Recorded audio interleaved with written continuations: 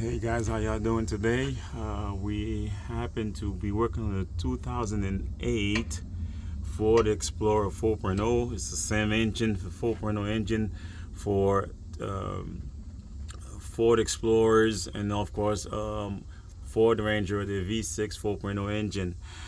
If you're doing the oil pan, you might come across perhaps you drop the oil pan and you happen to find what you might call in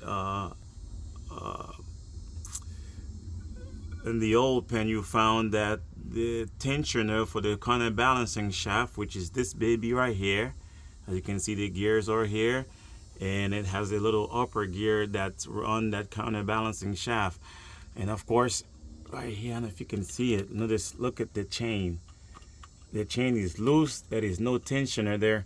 What used to be there, and I will show you, it's something that looks like this. That's your tensioner.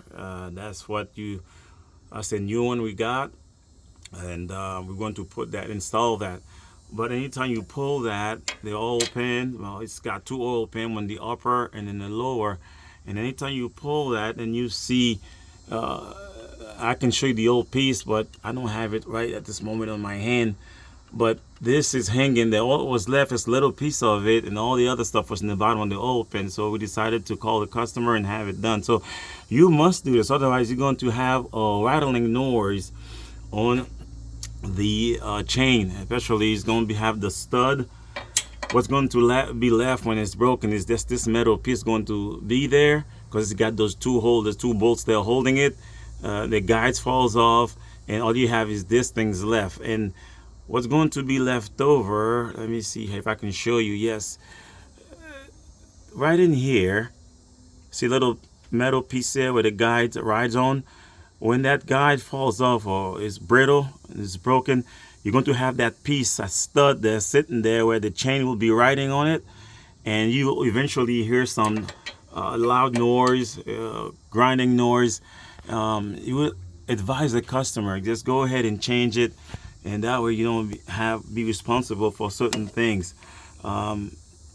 So yeah, guys, I would just advise to change it, and this would happen. So you want to get that chain change, or tensioner change rather, and go ahead and do that. You can change the chain too, but if you do that, you got to start doing all the timing stuff. So you got to pull that timing, the entire timing, at least for the front side. But this motor, it's a pain in the rear to do the timing chain.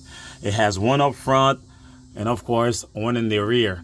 And the best way to do the timing chain on this vehicle, it would be to pull out the entire timing set, the entire engine rather, to be able to do this right. I mean, I've done this on the Ford Ranger 4.0. Pull that motor, it can be done.